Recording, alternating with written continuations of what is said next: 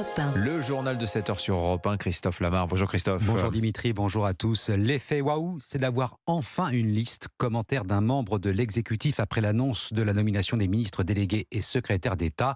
Le gouvernement de Gabriel Attal est désormais complet. 35 membres, 18 femmes, 17 hommes. Quels enseignements peut-on en tirer? Analyse Jacques Serret. Zéro surprise, Emmanuel Macron, qui le mois dernier appelait ses ministres à avoir de l'audace, encore de l'audace, toujours de l'audace, ne s'est pas appliqué à lui-même cette recommandation. Ce gouvernement s'inscrit davantage dans une forme de continuité que dans une volonté de rupture. Sur les 20 personnalités nommées hier, seuls 5 sont des nouveaux entrants. Surtout, les équilibres politiques restent les mêmes. Malgré le coup d'éclat de François Bayrou il y a 2 jours, le MoDem garde exactement le même nombre de ministres que dans le précédent gouvernement, avec 4 représentants.